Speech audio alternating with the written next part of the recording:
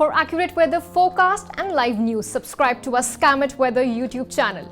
Press the bell icon and do not miss on any of our weather news. Welcome to Skymet. This is the National Weather Bulletin presenting you forecast for the next 24 hours. The monsoon activity has slowed down a bit. The first 3 days of September, there is a below normal rainfall all 3 days. And therefore the surplus which had reached pan-India about 110% has dropped now to 109%. September first 3 days, the rainfall is almost about 25% short of the normal rainfall. Because the monsoon activity generally it has been limited to some northern parts and mostly the southern parts. The other parts it has vacated. And as we see, the various weather systems which are causing the rainfall activities, still the same pattern, that is peninsular India and some parts of North India, they will have some weather activity. The system which had given earlier good rainfall over parts of Madhya Pradesh, across Chhattisgarh and all, it had reached west parts of Madhya Pradesh and Rajasthan, now lies as a cyclonic circulation which is northern parts of Rajasthan, Punjab, Haryana region. A trough also is running from this system. This has been instrumental in pulling the trough northward, and it is running across parts of Uttar Pradesh, Bihar and thence northeastward. Not very active trough at the moment, but its northward shift will cause some weather activity even over these parts, that's Uttar Pradesh and Bihar in the coming days. Possibly after about 2 to 3 days, we have this pocket rather becoming active.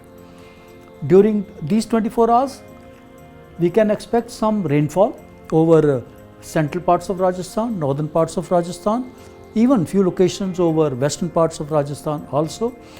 Rainfall is going to be light to moderate. No heavy rainfall expected, and same is the condition with parts of Punjab, Haryana and Delhi NCR also. It could be some moderate rains. The southern parts, they will have fair amount of activity. This in association with the two features, one on either side of the coastline. A feeble circulation is there, South Andhra Pradesh and North Tamil Nadu coast, and then another circulation in the Southeast Arabian Sea in the close proximity of Lakshadweep area. That trough is running from this system also northward, and joining these two systems also there is a trough. So most of the activity is influenced by these features, wherein the main beneficiary is going to be Karnataka and along with that interior parts of Tamil Nadu.